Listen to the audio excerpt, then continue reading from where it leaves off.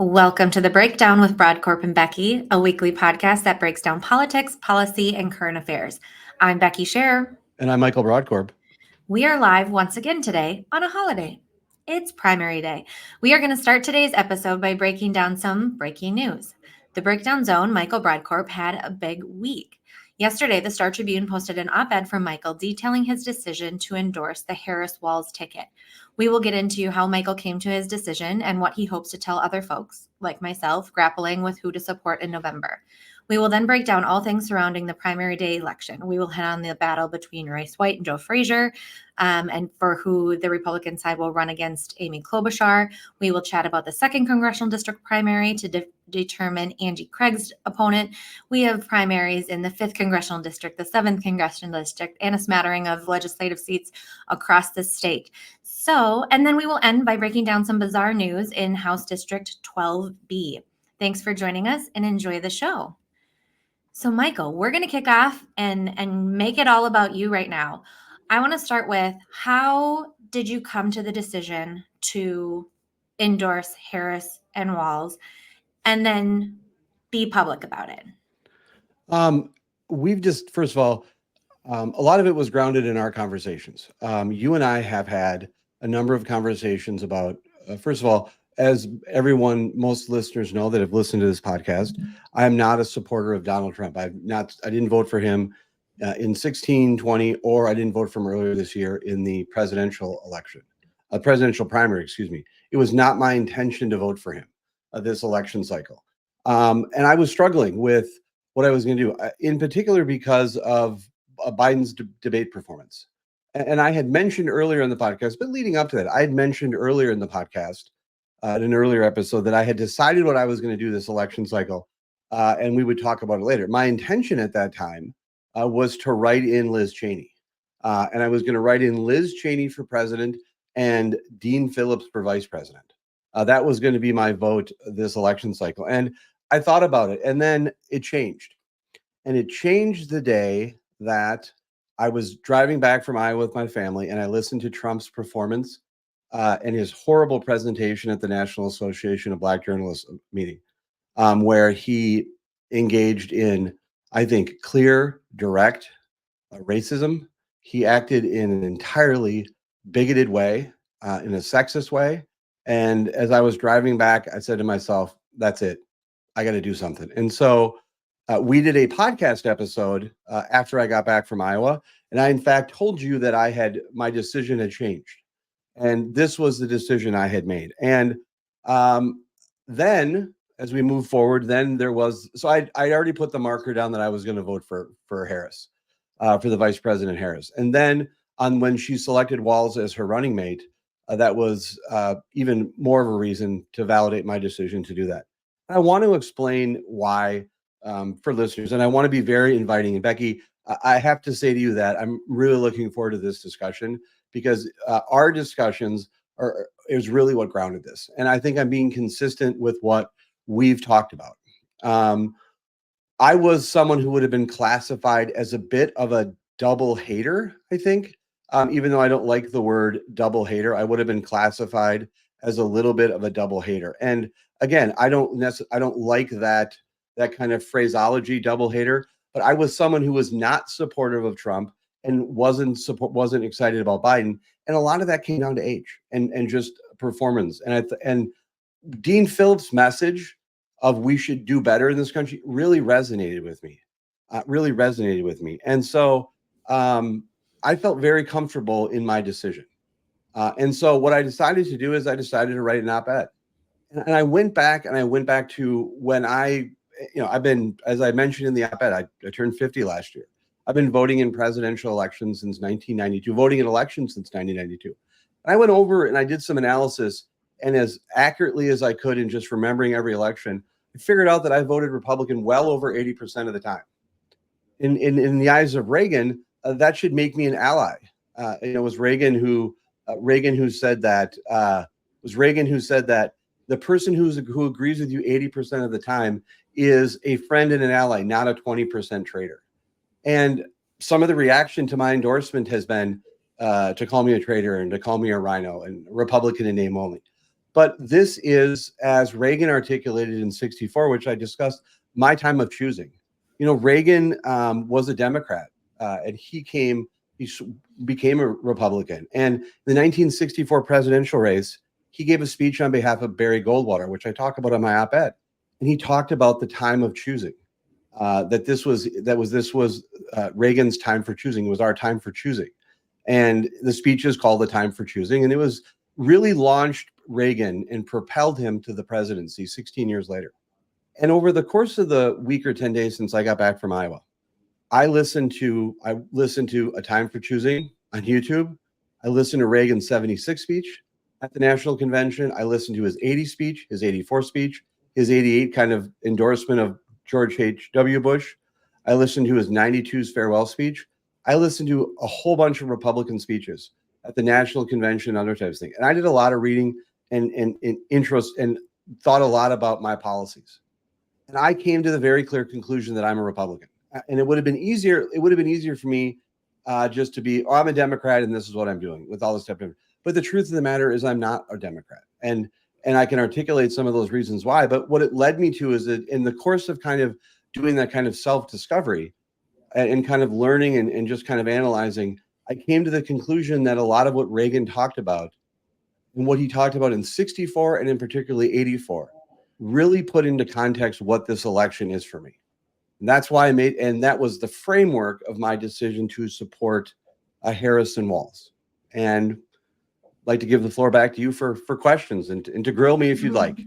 I don't think there's any grilling, but a couple different things I'll get into. I'll be disappointed if there's not a little grilling. We'll get into some of the notable quotes and some subsequent questions I do have. But as I was reading this op-ed, it did remind me of a lot of these conversations. I think you and I have both struggled with, especially when it was Trump Biden and what that matchup is and what it means for our country in the future. And, I think anybody who's listened to the podcast over the last couple of years knows that I'm also not a super big Trump fan. I did vote for him in 2020. I did not in 2016. And I've really been struggling with what I'm going to do. And, last week when we had Senator Benson and John on, we chatted a little bit about my concerns with Walz. And now that didn't necessarily mean I am voting for Trump. I'm not there. But when I was reading your op-ed, it read as though it was talking to folks like me, folks who are still having a lot of concerns about a Trump Vance ticket and what their personalities and previous statements and some of their beliefs and policies and what that truly means, and the issues with some rude, derogatory statements, some racist statements, all sorts of questionable things that these two men bring to the table. So talk to me a little bit about why you felt this was important to kind of make a plea to Republicans, almost to let them know it's okay to come over to this side, and why you wanted that to be part of your message, not just solely it's Walz Harris for you. Because part of what drove this decision was not just a lot of our conversations, but a lot of conversations that I've had with friends and other Republicans. And I don't want to shame in any way their decisions, and how people approach voting is a very private decision and how they wish to do that. And all I would say is I encourage people to vote. I've always been an advocate for people voting, independent of the worst thing to me is someone just having apathy and not voting. And I think it's important that people vote. And some people choose to leave that section of the ballot blank as a statement. I understand that mindset, but for me, I believe in voting. And so when I was thinking about this, I thought, what was the best way that I could be value added to and explain my decision? And I think my decision and my thought process is very much where a lot of Republicans are, is that they have felt frustrated with the kind of the binary choices between Biden and Trump. But speaking specifically about Trump, there's a number of Republicans that I know who don't feel comfortable with his rhetoric, who don't feel comfortable with the position and want him to not be a part of the party. And for a variety of reasons, don't feel as comfortable speaking out and voting this way. And I just want to remind people that people can vote privately. And my plea today, or my pitch today, is vote. And first of all, vote. Whether you're going to vote for Trump, or whether you're going to vote for Harris, or you're going to write something, vote. Just please make sure you vote. Second of all, I know that there's a number of conflicted Republicans. And the case that I'm trying to make is that it is consistent with the values of the Republican Party and being a Republican to make a decision that you are going to put documents such as the Constitution over everything else.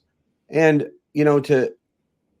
I do question, and there's been a lot of discussion as to would Ronald Reagan get endorsed today by today's Republican Party, and whether would George W. Bush and would Mitt Romney. And that's for other people to analyze. But what I do know is that I do have a lot of confidence in saying is that Republicans supporting a presidential candidate who has called for and advocated and said that he would suspend the Constitution, that if he gets into office, there will not need to be a vote again in 4 years, is really some troubling statements. And the decision that I'm making is that I believe that Vice President Harris and Governor Walz will be a better safeguard of the institutions of this country, such as the Constitution, such as democracy. And I think that's the overriding principle to me. I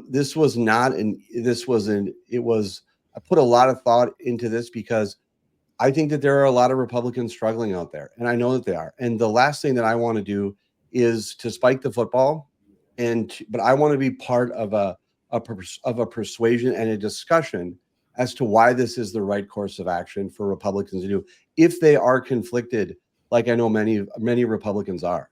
But I stand by my decision, and I just want to add this. It felt so good. I have to be honest with you. The minute that op-ed was published, I've had a smile on my face since yesterday, and I got my USA cap on because I just feel really excited about the opportunities that this country is facing and the opportunities that people are going to have. And I feel really proud of being a part of supporting Harris and Walz. And it was the right decision for me. It's not the right decision for everybody. But I would say in the privacy of the ballot box, I do hope people vote their conscience. I appreciate your optimism. I'm not quite there yet about what the future, the next 4 years look like under either of these tickets. Part of your op-ed you wrote, this election can also be your time for choosing, as it is not just about rejecting Trump and JD Vance. It is about embracing a vision of leadership essential for this country's future.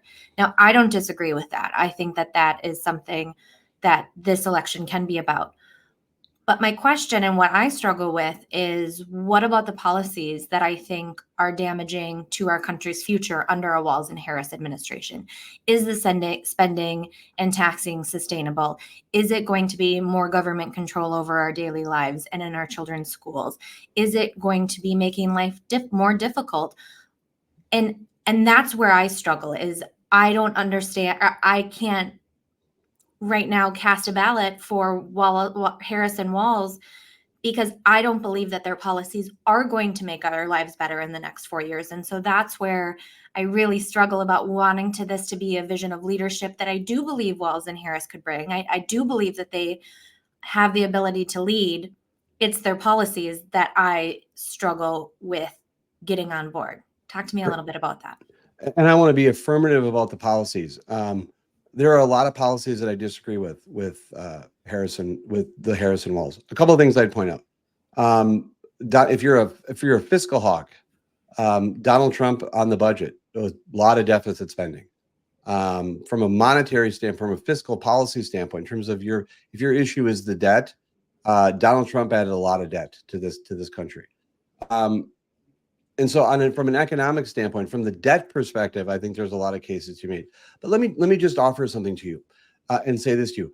I have faith in this, that if Harris and Walz are elected, that they will work within the bounds of normal, acceptable legislative process. If there's a Republican Senate, if there's a Republican House, or there's some branches of government that are working in a collaborative way, that those types of leadership and leading will be done on the field of play, and it will be fair play. I think that the opportunity that exists by putting Harris and Walz into the White House is the possibility of a Republican Senate or a Republican House that could work with them, and there could be some compromise on a number of issues that I think was good, and it's something that I've talked about. One of the things that I said is, and endorsed Governor Walz in 2022. I endorsed Steve Simon. I endorsed Walz because he was clearly the better choice in the race against Scott Jensen. I also chose to endorse Steve Simon because when it comes to democracy and believing in the institutions of voting, I think Steve Simon is a great safeguard of that. My concern here, Becky, is the possibility of Trump and Vance in office. We're talking about someone who doesn't agree and would uphold the basic kind of rules of how the game should be played and on the field of play. And when you're talking about suspending the Constitution, when you're talking about telling people that they might not have to vote in 4 years again, when you're talking about someone who's bragged about potentially being a dictator on day one, when you've talked about someone who's interested in retribution and retaliation, that's not something that I think the Republican Party can work with. And that's not something that can happen. I have faith that this country will be in a better position with Harris and Walz and leadership in the House and Senate, potentially Republican, that'll put us back on track than any type of that divisiveness and that kind of ugliness that comes with Trump. This is not like Mitt Romney. This is not like George W. Bush. This is not like George Herbert Walker Bush. And it's not John McCain.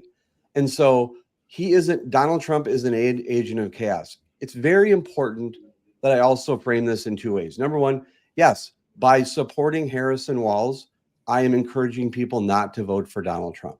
But I will tell you very proudly that I have had a smile on my face since I made the decision. And I feel better about the opportunity of Harris and Walz being in leadership in Washington than I ever have felt that with Trump and Vance. Noted. Well said. And some good reminders. I think that while we look at a lot of, the news cycle is very 24, 48 hours these days, January 6th was not that long ago. And that is one thing you wrote in your op-ed too, is I expected that Trump directing a mob to engage in a violent insurrection at the U.S. Capitol would prevent him from becoming the Republican nominee for president in 2024. And we don't need to spend a lot of time on this because we've talked about the topic quite a bit and how we both feel about it indeed being an insurrection. Is it surprising to you that this isn't really talked about that much these days when people talk about considering Donald Trump as who they're going to support in November? Yes, it is surprising. And I'm struggling and I don't want to, I really want to be engaging and I really want to be as inviting as I can. And I don't think the way in which I can be that way is to poke people. But I just want to say a couple points. I am very challenged by people like J.D. Vance, who went out and said that Donald Trump is like America's Hitler. And then he's standing with him to be his running mate. There has been a number of Republicans who have lobbed some very substantive criticism about where Trump will take this country if he gets another term. And I wish I'm challenged by some of their rhetorical statements that they've made about Trump, and then they've come back and support him. I can't reconcile those two things. My rhetoric towards Donald Trump has always been that I don't support him. My rhetoric became much harsher in Donald Trump in the last week because I've seen there's been some more, I think, because the worst elements of his character have been out in a very strong way. And I'm really concerned about what's going to happen the next 80 some days of this election cycle. But I think the question that a lot of Republicans need to answer is if they've said some things on the record against Donald Trump, how do you reconcile that? And what I would say is if you can't reconcile that, there is another way. And this is an option that you can take. And I want to be as value added I can in my advocacy. I'm willing to door knock, willing to lip drop, or willing to have conversations with Republicans because I truly believe the decision that I made came from my core beliefs prior to us doing this podcast, but also from our discussion, but also from a vast number of Republicans who are in a very similar situation. And I really want to be as inviting as I can be to be a part of that discussion. And that's the way I frame my op-ed. And I hope it's a good discussion point for others to have. It has gained a lot of traction on social media in the last, just over 24 hours, maybe just under 24 hours since it was published. Republicans for Harris posted it, has 1.3 retweets, almost 4,000 likes. Let's come back to Luke Skywalker and Republicans for Harris, because that, I think, needs to be noted. Republicans Against Trump has over 10,000 retweets, almost 30,000 likes. Your post has 400 retweets, 1.5 thousand likes. Obviously, people are seeing this. It's resonating with folks. But you hit on a little bit earlier of, you knew that you were going to get a little bit of backlash, people calling you rhinos, whatever that may look like. How has the response been, both from folks across the country, but also friends and family and people in your Twitter feed? Is there a lot of backlash? Is there more support than you were expecting? What's it been? How's it been going for you?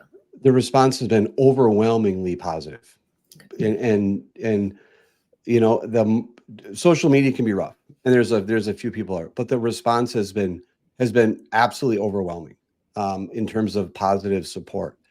And I think I'm very surprised by that. I expected there to be more. My read was, I knew that I was stepping into a political landmine, battlefield, landmines, whatever it is, whatever the battlefield is. I was going to be stepping into that and taking a side. And I did that coming in. But I have to say to you that I have had a smile on my face since it happened. And the number of positive conversations that I've had with people, that is really surprised me, that the response wasn't more negative. Because, and I think the tone that I tried to strike was to be inviting, was to not shame anyone, but to recognize that I was in that similar situation of struggling with this decision. And I wanted to provide a platform by which to have that discussion. And it's been very positive. And people that, I've had discussions with people that disagree with me. I did an interview this morning with Andy Brem. He takes a different position than I do. Boy, it was he made some really good points in our discussion this morning. And I hope to have Andy back on our podcast to talk about it, because he feels in a different way. Those are the type of discussions that I wanted to have. And I hope that people give some thought into it. And it was important to me that I was not just, as you know, Becky, I am someone who's an internal optimist. I am a glass half full. I have to be positive. And so I tried to balance the concerns I had with Trump, but also be uplifting to my Republican friends and others out there, and allies that I know are struggling. And that's why I leaned into Reagan. I went back into my archive of books and videos and things that I have. And I've been doing a lot of introspection, examining my core beliefs as to why I'm a Republican, but also finding, I think, the words that will connect the message that Republicans need to hear, so others will feel comfortable making this decision. Well, I like it. I'm glad you feel everything has been treated. You've been treated well. Well, it's still early. I mean, it just hit the print edition. It still is early. I'm sure you're going to get, some more arrows targeted towards you. Is there anything else on this op-ed you want to chat about? Anything coming that we should expect from you in the last couple months or next couple months? And really, was it easier or harder than the governor endorsement of Walz? That's a good question. I will tell you that I don't know. I think the scale is different. And I think that was the challenge. I have to also just say something, just so everyone understands this. I don't know if you've seen the movie Moneyball, but in the end of Moneyball, Brad Pitt is talking with Jonah Hill and he just says, how can you not love baseball? How can you not love America? I am a romantic about this country. That's why I cheer for the Olympics. I've been wearing my USA cap. I am a romantic about the United States and its institutions and things like the Constitution and the Declaration of Independence. Those mean so much to me. And after writing this piece, I have fallen in love again with what this country can be and the optimism that it can have. After listening to Reagan talk about that shining city on a hill and talk about the inviting language of it, that's not what we have today. And so it was an incredibly rewarding process, but it reminded me how just great this country is and how proud I am to be an American. And again, how can you not be romantic about this country? Because it is a wonderful place. And I have more hope and optimism than I've ever had before. We can all applaud that. We've got just under 90 days. Can you? I think. Well, I'll try. Okay. I'm trying to take some of your optimism here. I'm still at a loss. It's a tough spot to be at. So I'm sure I will get there and hopefully talk about it as we continue on towards the election in November. And obviously, we're going to continue talking about the topic of Walz Harris versus Trump Vance. And we've got the DNC convention coming up. We've got a debate just a couple weeks away. And so we're going to be hitting this quite a bit more. But it was a great piece. I appreciate you opening the conversation and really making sure we continue to chat about where you stand and how you got there, because I think it obviously resonates with a lot of voters out there. Thank you, Becky. I really appreciate the discussion and how responsible you've been. And here's the upside.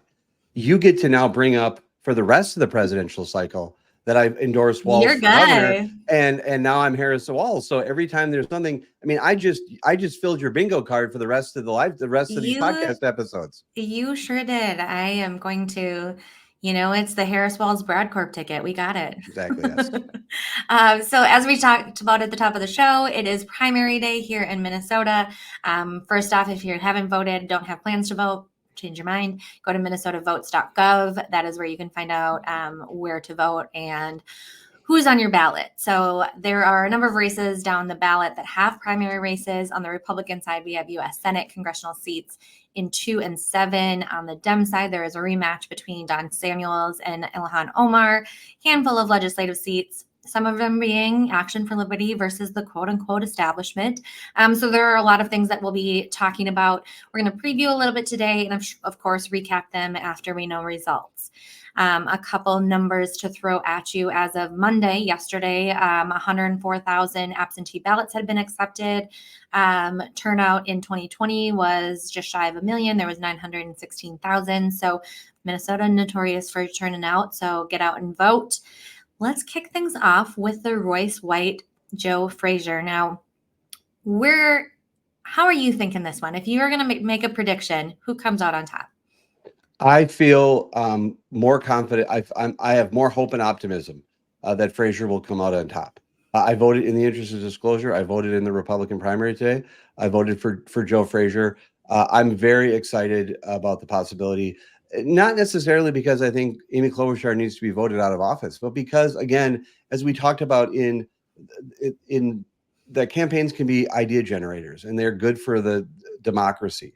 So I hope that Fraser gets through. I'm worried about what would happen if Royce White gets through. I would really worry again, I'm a Republican who can be called a traitor and a rhino and all that stuff, but I'm a Republican who wants Republicans to succeed and have a footprint in this state. And I still struggle with how Republicans do well in this state if it's Donald Trump, J.D. Vance, and Royce White at the top of the ticket. I think that's a real challenge. I think that's the ticket's not offering a lot. And so my hope is that Royce White is defeated and that Joe Fraser comes out on top today in the Republican primary. But we're watching those results very closely. Have you decided who you're voting for in that race? Yes, I will be casting my ballot after work today for Joe Fraser. I want to be cautiously optimistic. I don't know if I was predicting. I do think, unfortunately, that Royce White is going to come out on top of that. I think he's got more name ID. I think he has been more vocal, much to the dismay of Republicans everywhere. But I just think he has more visibility. I don't know that the Fraser camp has done enough to get them over the finish line. I'm hopeful that people who have seen something about Royce White and know his name, know it with some of the awful and horrific things that he has said and what he stands for. But I got nothing, not a ton more to say in that one until we see how the results come out. I want to give a shout out to Preya, because Preya is working with Joe Fraser's campaign. I have never seen a staffer, a consultant to a campaign, take more arrows than she has since Royce White got endorsed. Agreed. She is as tough as nails. She has like you, Becky, she has agreed with me and she has disagreed with me. Mm-hmm. And we've had her on this podcast multiple times. She is absolutely the heart and soul of the Republican Party. And she is someone who is in the arena, and she will not be one of those, as Teddy Roosevelt said, not one of those gray and timid souls that knows neither victory nor defeat. But she will have no victory, and she will, sometimes she'll know defeat, but she is as tough as nails. And I think she has endured such vitriol and hate directed at her by Royce White directly and some of the other hooligans on that campaign. And I voted for Joe Fraser probably just as much as I voted for Priya today, because I'd like to see her get a win and get through that. But I just want to give a shout out to her. I think she's great. Her opinion is just top shelf. We've chatted on this pod, and she disagrees with me a lot, and she calls me out on stuff. But she has taken an unnecessary amount of volleys, and I just want to give out a shout to her and just say, Priya, you did a great job. Win or lose, you did a great job, but you've taken some arrows, and you're tough. And all Republicans in this state should be appreciative of people like Priya. Absolutely agree. I'll double down on that. I've had the opportunity to work with Priya through a variety of different campaigns and elections over the years, and she really has endured a lot and come out fighting. And I gotta love that spirit and in campaign workers and operatives, certainly much needed.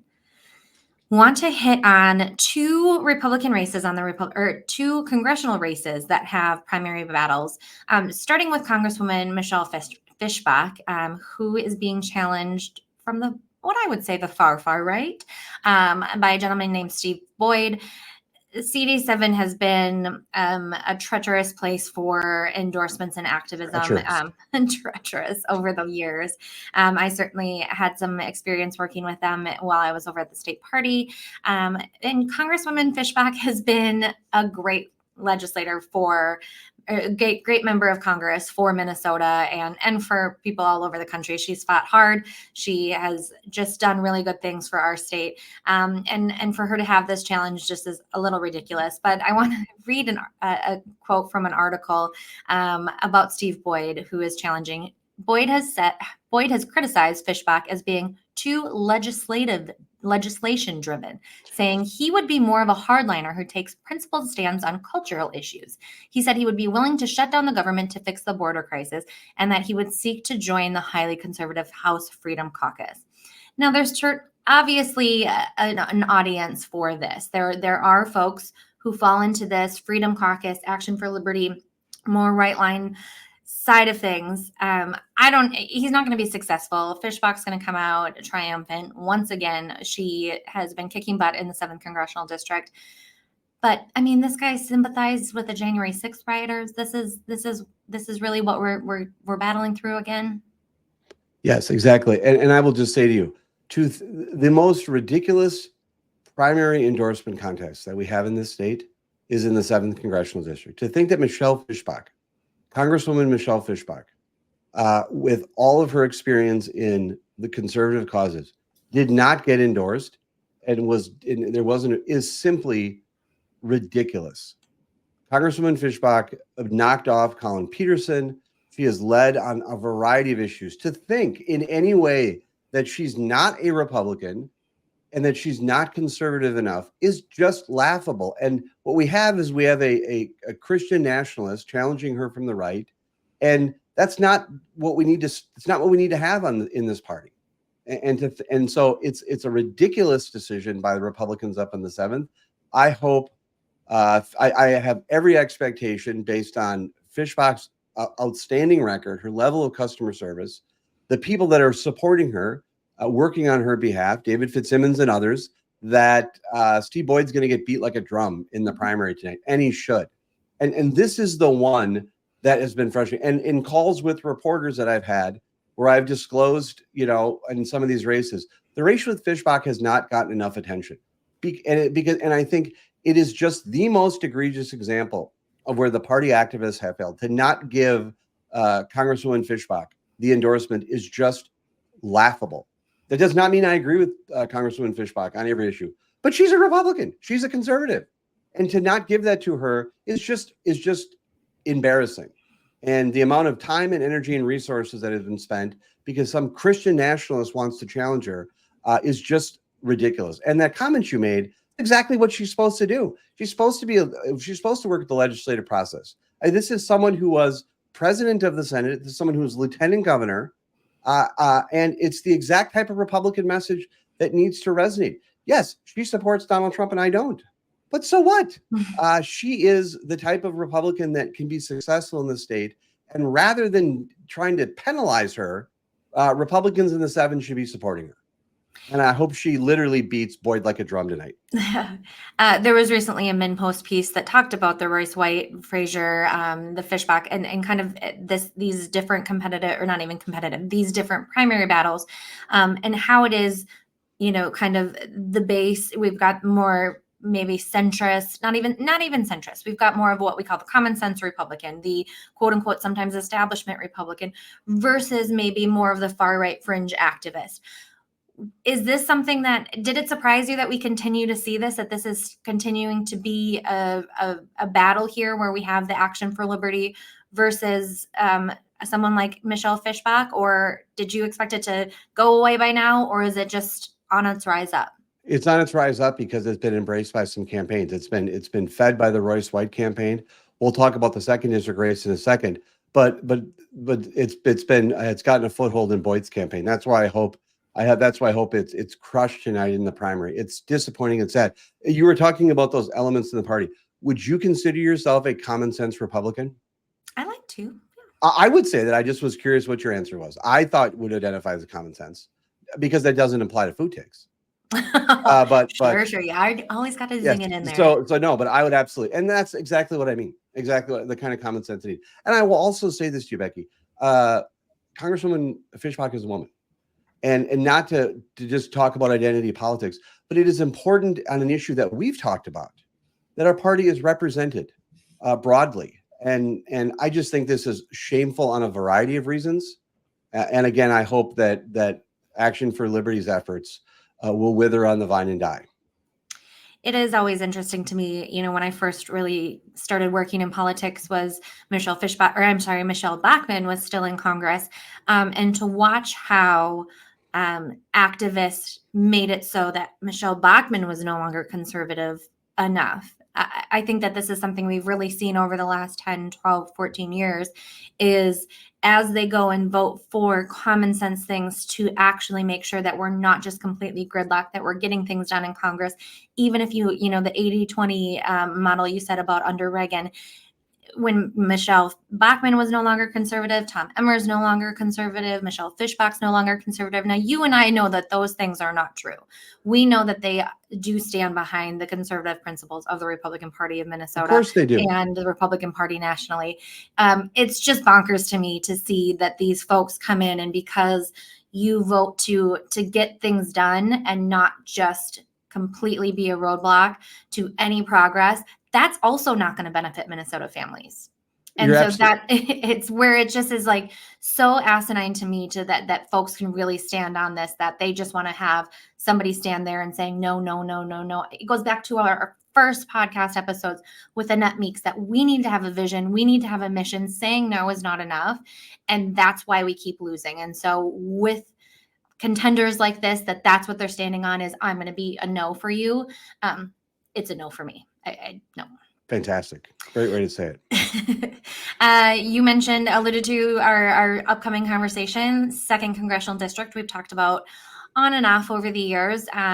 Over, I don't know the exact timeline, a month or two ago, Taylor Rahm was tapped by the Trump campaign to be, I believe, the state director. I don't know the exact title, but I believe he was tapped for state director here in Minnesota for the Trump campaign, and said that he was going to be no longer running for Congress. His website's still active. Signs are still up. He's obviously still on the ballot because he missed the date to remove himself from the ballot back in June. I'd like your thoughts on this, because I know you got them. This is very frustrating. Taylor Rahm was the Republican endorsed candidate, and he won the endorsement, left the primary with little or no money. But on July 13th, in the morning before the day Trump was nearly assassinated, it was announced that he was going to be the state director and a senior advisor to the Trump campaign. In that time, Taylor Rahm has said, and there was an article that said he was suspending his campaign. There has been an ongoing effort since that article came out where the campaign is still functioning in some way. Literature has gone out. Lawn signs have gone up. There has been a active, continuing kind of shadow campaign. And I'm really disappointed. And I'm disappointed because of this. I think Taylor Rahm could have spoke up more and said, this is what I'm doing. This is what I'm saying. And you can't, first of all, suspending and ending means the same. It should mean the same thing, but we want to couch our phrase in these types of cute ways. If you're suspending your race, that means you're not. It should mean you're not running. And the frustration I have is that he made a statement to the Star Tribune. He has yet to post anything on social media clarifying his position. His website was up. I think it's down now, but they have not effectively communicated this. And here's the reason why it frustrates me. First of all, I'm a Republican that lives in the 2nd District. I have voted split ticket in the past. I have voted for Angie Craig in the past.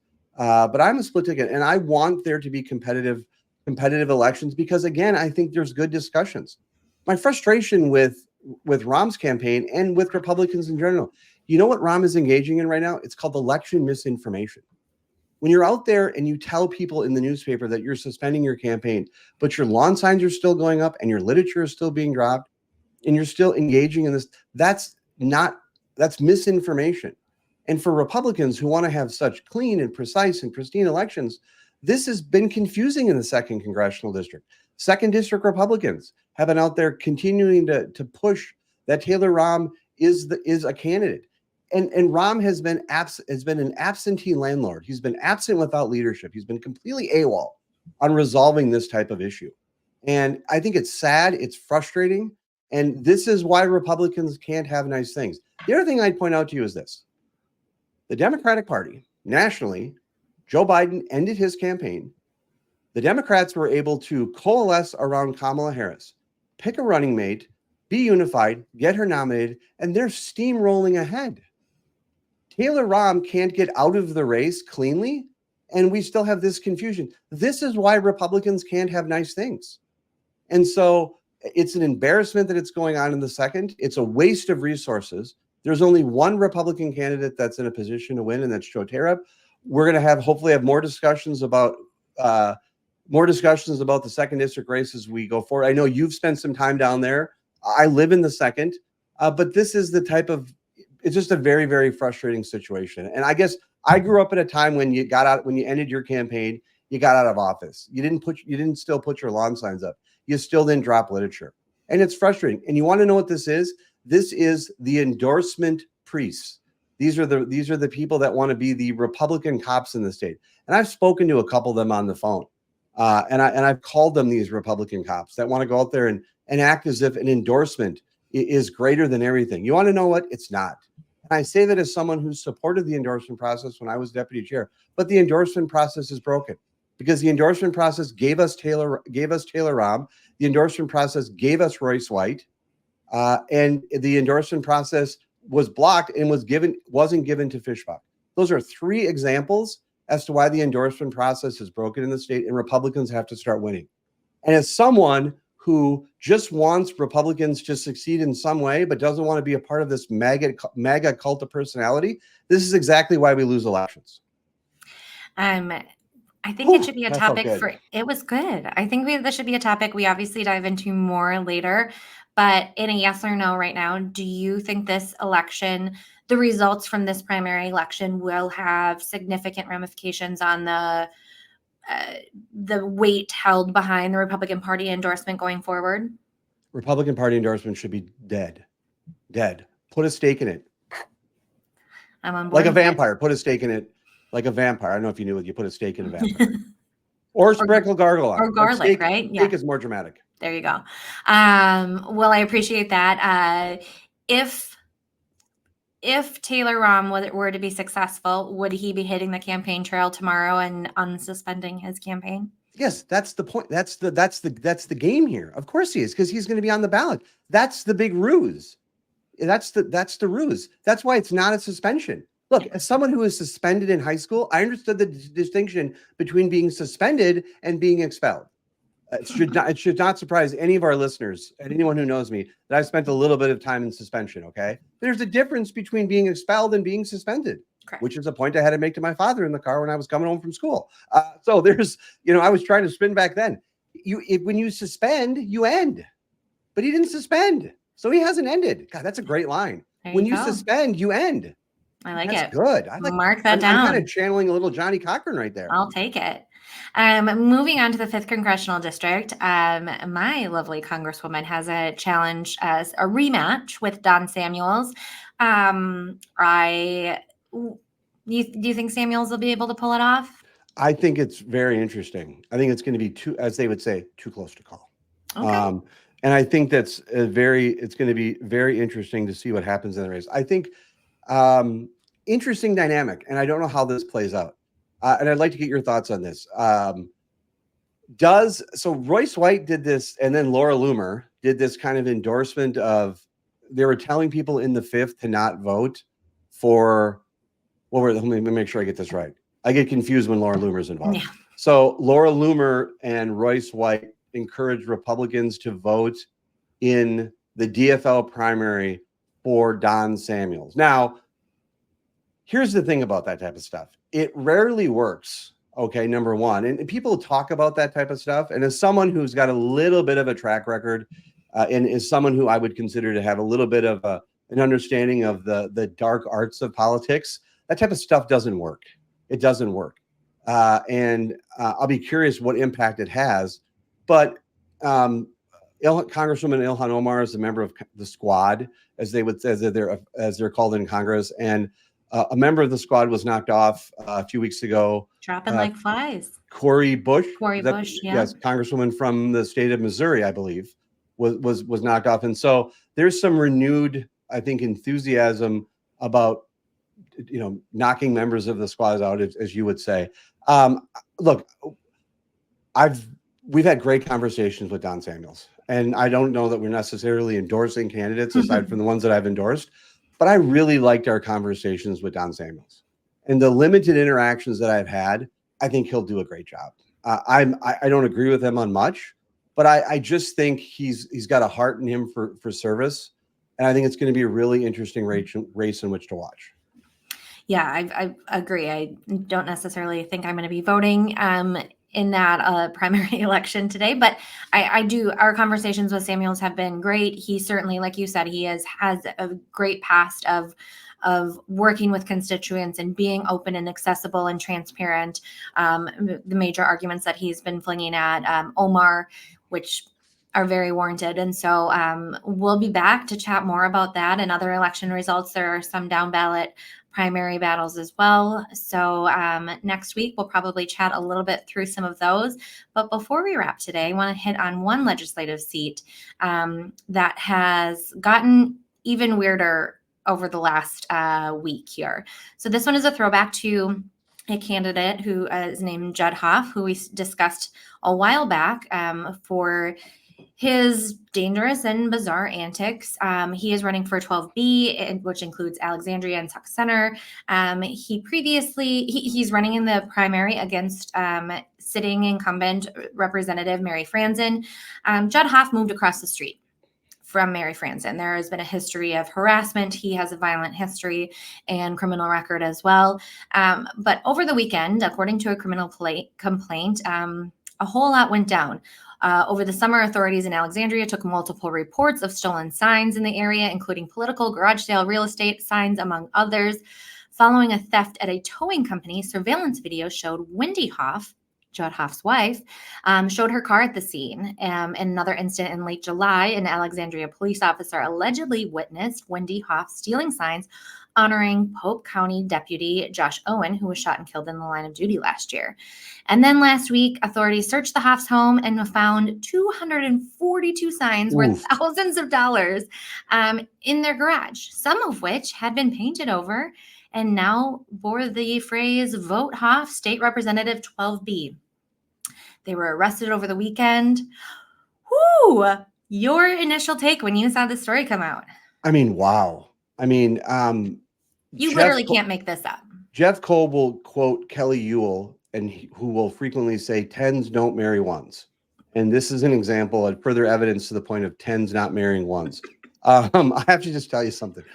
This is bonkers. It took me like 15 minutes to understand this because I'm like, there's so much. We've done such a good job of discussing Judd Hoff on this podcast and some of the craziness that's been involved in this. This is the most bizarre story I've ever read about lawn signs in particular.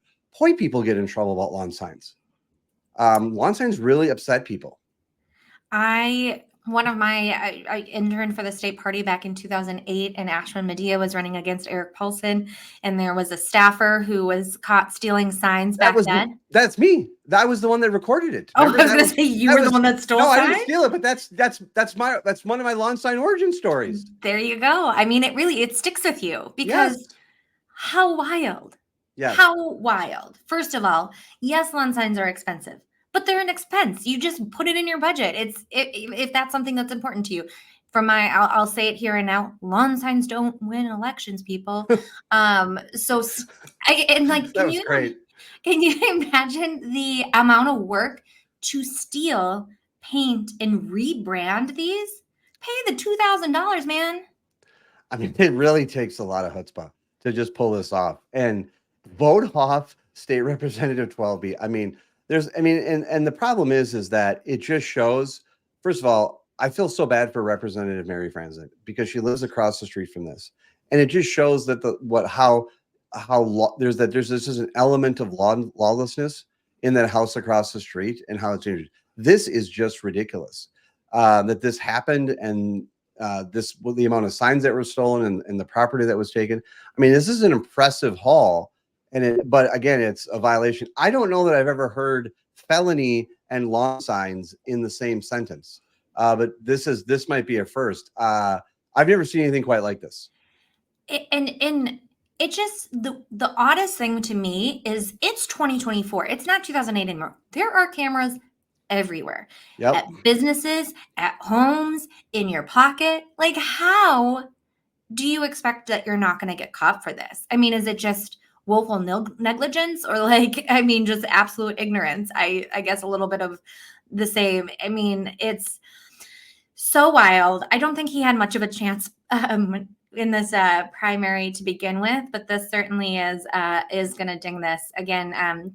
Back when all of these different issues from his past came out, correct me if I'm wrong, but I believe the Minnesota DFL condemned his actions in endorsement and urged the Douglas County DFL to rescind. I don't believe they did, but I think this last week, now that the Douglas County DFL has said, no, we don't like him anymore. Yes. So first of all, I'd like to say this. Both parties have to deal with this type of situation. Right. And I think both party chairs on the Republican and Democrat side are somewhat handcuffed by what they can do when it comes to local elections, because both parties are local. They can offer suggestions, and the chair of the DFL party, Ken Martin, encouraged the local activists to not stick with their endorsement of Judd Hoff, excuse me, after more in the initial reports of some of his stalking and other behavior against a Representative Franzen came to light. They decided to stick with him, but when we came to felony charges of lawn signs, that was apparently a bridge too far. And so the DFL has removed the endorsement of Judd Hoff up in that area. And so this is an example of a couple of things. First of all, don't steal lawn signs. Don't stalk people. Don't harass people. But this is how sometimes the endorsement process. I think we've seen good examples this election cycle of both Republicans and Democrats having endorsement issues that they need to deal with. And that's why there needs to be, I think, more vetting of these candidates that happen, because I think there was enough in Judd Hoff's past that should have raised concerns about whether he should be bestowed with the DFL's endorsement. And it's the same that happens on the Republican side. But in this particular instance also, I would say that this situation raises it. And again, it's important that people, do these types of course corrections. And so my hope is that this is another reason why I think endorsements are a problem. And I think we need to just start having people focus on the primaries, because this is the type of stuff that we just can't deal with, because this is clearly someone who is not qualified. And I will also say this: Judd Hoff has had some issues in his past, and I'm a big believer in second, third, and fourth chances. And Judd Hoff has, I don't think, accepted full and complete responsibility for some of the mistakes in his past, and I think they were overlooked far too quickly by the local Democrats. And hopefully this happens. But I will still say this: an ongoing concern about Representative Franzen and her safety living in the neighborhood. And I hope, and independent of politics, I hope everyone can agree that Representative Franzen should be able to live and communicate and travel and feel safe in her home. And I just have concerns, but I'm some concerns, but maybe this felony charge for lawn signs, holy moly, I haven't seen before. This adds something to that. But I mean, it helps, maybe puts Mr. Hoff behind bars, he and his wife behind bars for a little bit, which I think they need to learn. By the way, we're not quite done yet, Becky. Okay. 2 subjects we have to discuss. Number 1, Luke Skywalker. How could you skip over Luke Skywalker? I forgot to come back. Let's talk about Luke. First of all, do you know who Luke Skywalker is? Well, yes, I'm aware. Okay, so I don't know him personally. I don't know him personally, but maybe I will later tonight. So Republicans for Harris, as they were promoting your op-ed, they were also promoting Mark Hamill is doing or did. Was it last night? No, it's tonight. Or tonight. Are you participating? I am participating. Are you earn now a paycheck from the Harris-Walz campaign? Right? Easy now. Come on. That's how, jeez Louise. I got to get them in already. Come on. No, that's not what's happening. I know. But people should look at their FEC Dispel reports. That, right. Dispel that notion that on the FEC reports. No, that's not what's happening. No, but there's Republicans for Harris Zoom call tonight, and Mark Hamill's going to be on it. Now, I screamed in my house yesterday when I saw this. And I first saw this, and I ran through the house. I was so excited. I don't think my children had seen me really prance before, but I was certainly prancing when this news came out, and I was so excited. I don't know what I'm gonna. I mean, this is my first time on the Harris-Walz thing. I don't think I can lead with Star Wars outfit, but we'll see. I mean, I could go on. I have a very expensive Darth Vader helmet I could join the show with. But that would go over very well. I'm sure. I think it'd be difficult for me to communicate my advocacy for Harris and Walz while wearing a Sith mask. But we'll see how that maybe goes. I might just, for my first time, play it straight. Did we know that Mark Hamill was a Republican prior to this announcement? I don't believe that Mark Hamill's a Republican. I think he's coming on to show support for us brave Republicans who are willing to stand up to the rebellion. And stand up and be a part stand up to the empire and be a part of the rebellion and be a part of that new hope that we need for this country. We're going to get a lot of those Star Wars references? Yeah, are we going to get a lot of those? Well, I think we're going to get a lot of those. I mean, okay. I'm pretty giddy right now. I can tell. Mark Hamill once liked one of my tweets, and I was talking about that for days. Yeah. Can you imagine You're what gonna happened? message him in Zoom to see if he remembers. I might. I'm so excited. I mean, this is what the politics of joy and hopefulness can bring, Becky. And there's plenty of time. Maybe someone from Star Trek will come and join, and then you could feel a part of it. We can only be so lucky. The second subject we need to get into, the final subject we need to get into, Becky, is football is starting. It is. Are you ready for another pick'em league? I am ready. Are you sure? I am. I am not going to mess up the first week. So there's that. Yeah. I'm ready. You're ready. So we're going to do the pick'em league again. Correct. Okay, so we'll share a link with our listeners for the breakdown with Brodkorb and Becky's pick'em league. Becky, I'm a little fuzzy on this. Could you remind our listeners who won last season? Yes, you did. Yes. But who won your fantasy league? I don't know. I don't think they. I think your sister. I don't think they've kept records of that. I think that's been lost to the ages. Sure. Yes, one of my little sister won in fantasy football in the fantasy league that I'm in. But no, I'm excited about doing this, and it's going to be a great time for football again. And we'll send out an invitation for folks, our listeners, to participate. And I have nothing but hope and optimism that my dominance in this league will continue. But again, if you need any pointers, I'll let you know. No, talk to somebody else. Oh, perfect. All right. Becky, I want to thank you for doing this. I want to thank everyone for listening to the Breakdown with Brodkorb and Becky. Before we go, show some love for your favorite podcast by leaving us a review on Apple Podcasts or any platform where you listen. You can also leave a review or follow us on all our social media platforms at BB Brodkorb. The Breakdown with Brodkorb and Becky will return maybe this week. We'll see. We'll see. We'll talk about it, but it definitely will return next week. Thank you for listening and watching. See ya.